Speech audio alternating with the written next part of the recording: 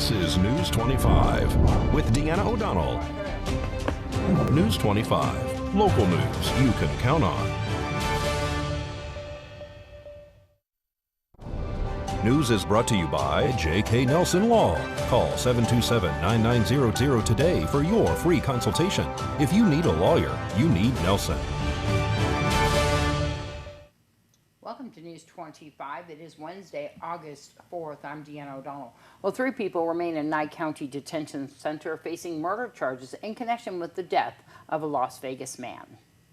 Sunday morning, the Nye County Sheriff's Office received a call from someone camping at Cathedral Canyon. That's south of Pahrump off Old Spanish Trail Highway. They reported that 2 individuals had dumped a body in the canyon and took off. The Sheriff's Office confirmed to News 25 Sunday afternoon that they were investigating the case as a homicide. Monday, they identified the victim as 27-year-old Roy Jaggers of Las Vegas, and soon after, the Sheriff's Office said it had 3 suspects in custody. Within hours of the discovery of Jaggers, NCSO detectives working with Las Vegas Metro detectives and crime scene investigators executed several search warrants in Las Vegas in connection with the homicide. The Sheriff's Office says it obtained evidence and seized a vehicle reported to have been used in the homicide. At the conclusion of the warrant execution, they arrested 27-year-old Heather Pate of Las Vegas.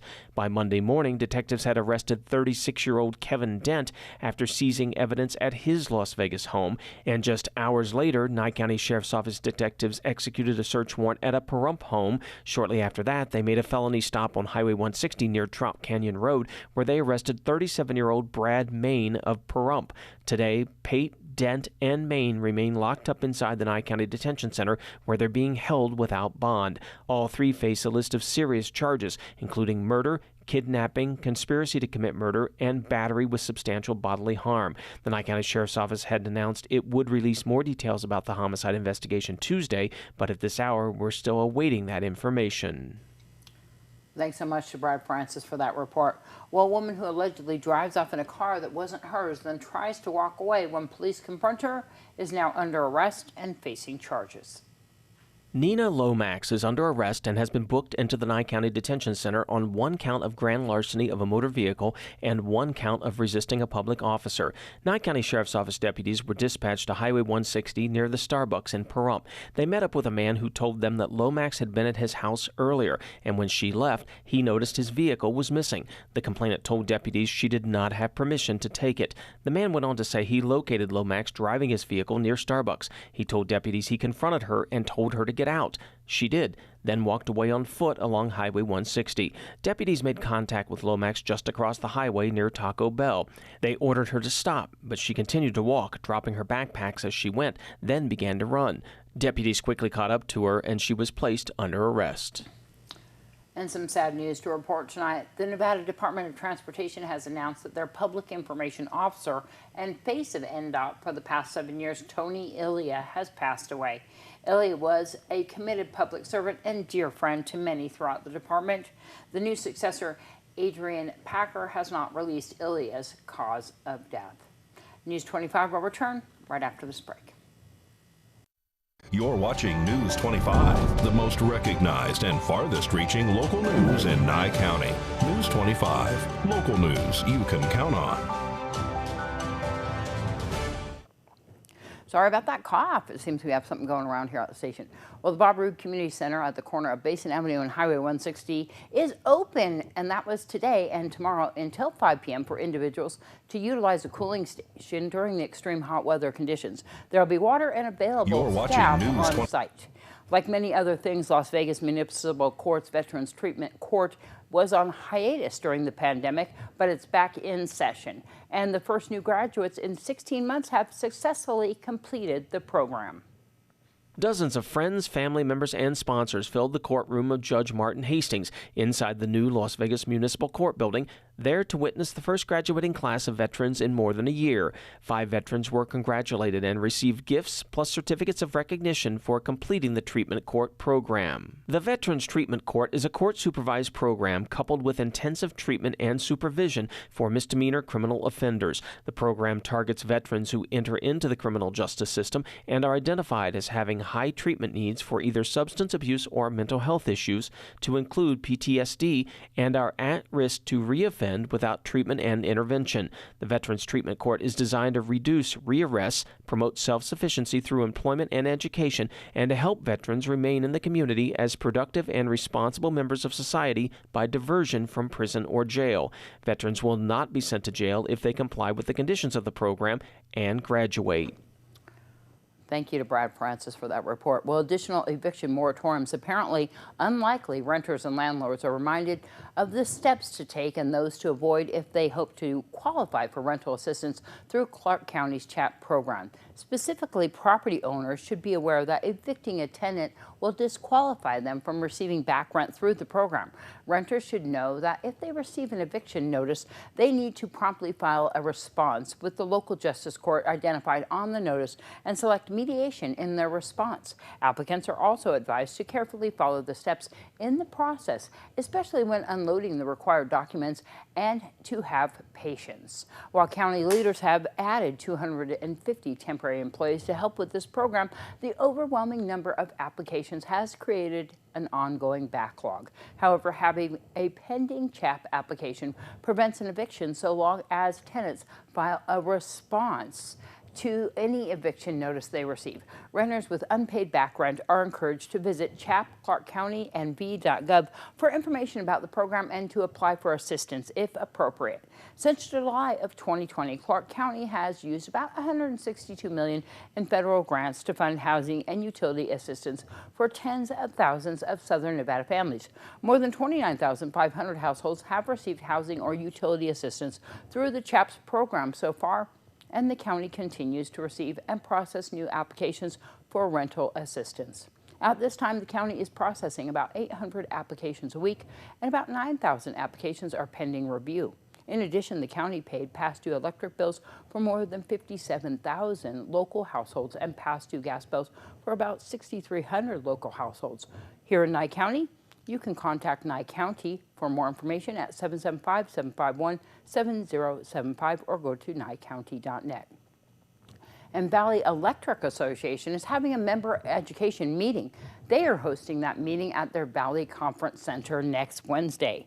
VEA has been asking members to conserve energy during the hours of 5 and 9 p.m. on certain days, and they would like to answer those questions that the members have been asking. This is next Wednesday, once again, August 11th at 6 p.m. The doors open at 5:30. VEA is located at 800 Highway 372 right here in Pahrump. We'll return in just a moment with your health report. You're watching News 25, brought to you by Mountain West Lawyer, Injury Attorneys, 727-9500. News 25, local news you can count on. Welcome back. If you've been watching the Olympics in Tokyo, then you know how hard those incredible athletes work to get there. They've spent countless hours training, which requires a lot of energy, and that's where nutrition comes into play. So what this means is generally a diet rich in carbohydrates, which gives them the preferred fuel for their muscles and their brain when they exercise. And they want protein to help repair muscles and sometimes build muscle, and fats, which are important for vitamin absorption and just to feel full after meals. Dr. David Creel is a psychologist and registered dietitian for Cleveland Clinic. He says we can learn a lot from how Olympians eat. They purposely pick foods that are going to benefit them both physically and mentally, which is something the rest of us can do. So what foods does he recommend? Think lean proteins, fruits, vegetables, whole grains, and healthy fats like avocados or nuts. He says these athletes are also really good about timing out their meals and snacks to help them reach peak performance. We can do the same by not skipping meals and eating in moderation. And finally, they always make sure to drink enough water and get enough sleep. Rest is important for both athletes and non-athletes. It really sets the stage for how we eat. They really go hand in hand.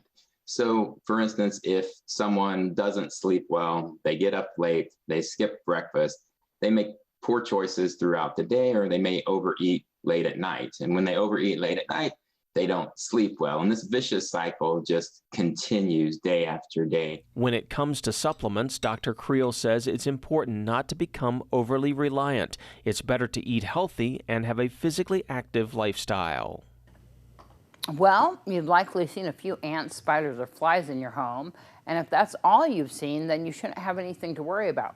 I'm not sure if that's true, but in today's Ask Angie segment, Bailey Carson discusses what to do if you find yourself with too many pests or rodents in your home and want to clear them out.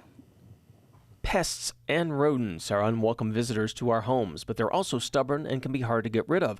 Bailey Carson, head of Everyday Services at Angie and a home care expert, is here to offer tips on how to prevent and rid your home of pests and rodents, from tiny bugs to bigger critters. The more the merrier, right? Usually, but not when it comes to pests and rodents. There are many ways to get rid of pests and rodents, but the best thing to do is prevent them in the first place. So consider planting some pest-repelling plants, things like sage, basil, and rosemary. They're great to use in the kitchen, and they're all pet-friendly as well. There are lots of ways for unwanted critters to get into your home, but fortunately there are a few easy fixes to help keep them out. If your garage seems to be a target for any rodents, check the garage door for any gaps in the liner or between the door and the walls. Those can be easy entrances for smaller critters. Seal them, or if need be, consider a garage door replacement.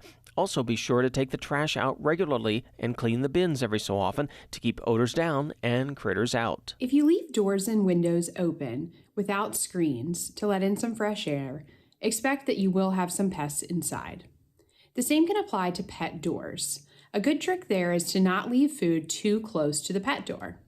If you continue to have problems even after moving the food, consider installing a sensor near the pet door, which will allow it to only open for your pet. If you're dealing with roaches, your options range from a $10 bug bomb to a $15,000 severe fumigation job with tenting of a large home. If you deal with the issue before it gets too bad, you should be able to knock out the roaches in 1 or 2 professional exterminator treatments, costing an average of $300. If you're dealing with larger pests like rats, you'll want to take a few steps.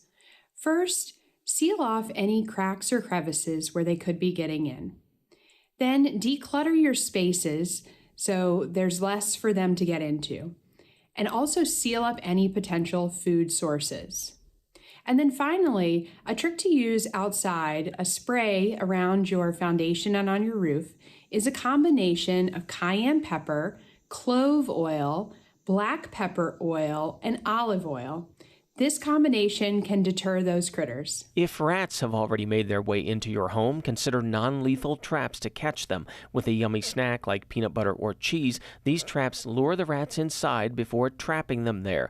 Wear thick gloves to pick up the traps and release the rats far from your home or anyone else's. For full infestations, it's best to call in a pro. They can do a one-time full extermination to get to the real root of the problem, versus the quick fixes, which may just cover things up.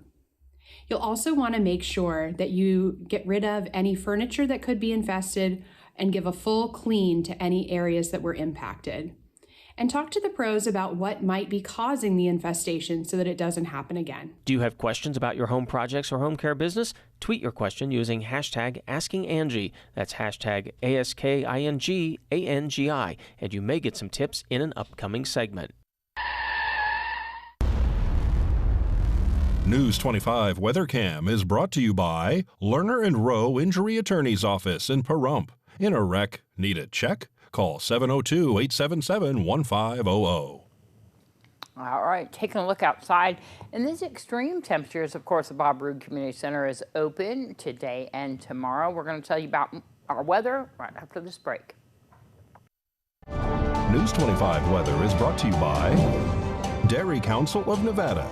The splash of cream in your coffee, the dollop of sour cream on your burrito, the melted toasty cheese on your pizza. Undeniably delicious, undeniably dairy.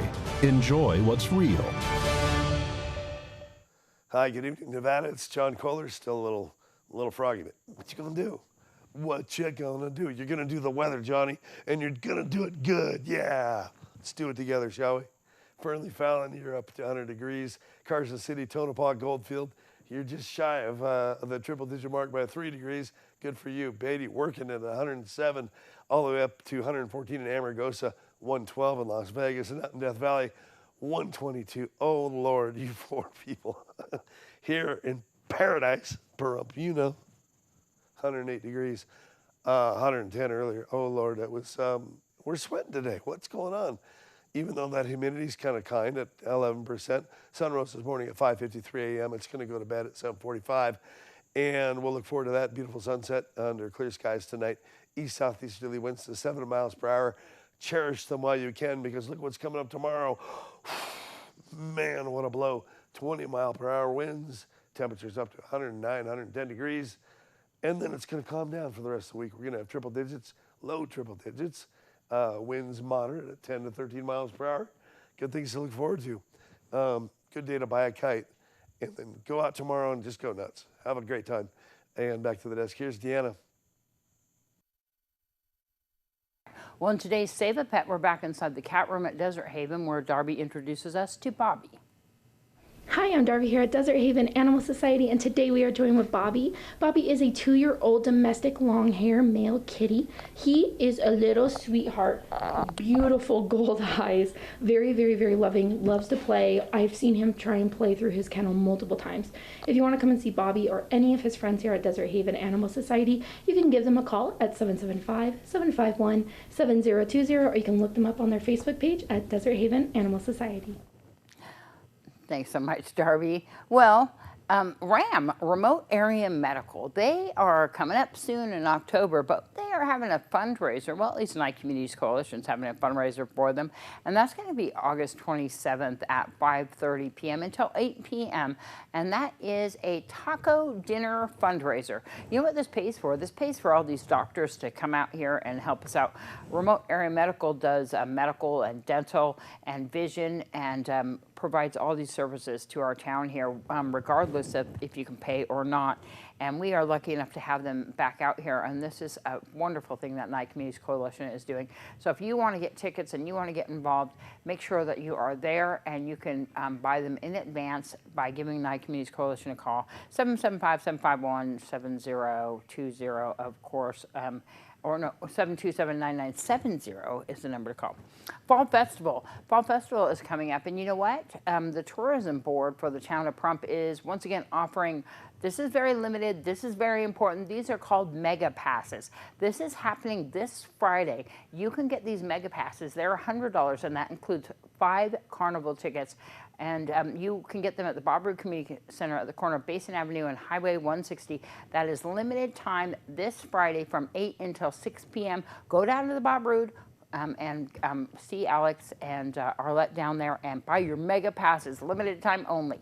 That's going to wrap up this edition of News 25. I'm Deanna O'Donnell. Have a great night. We'll see you back here tomorrow.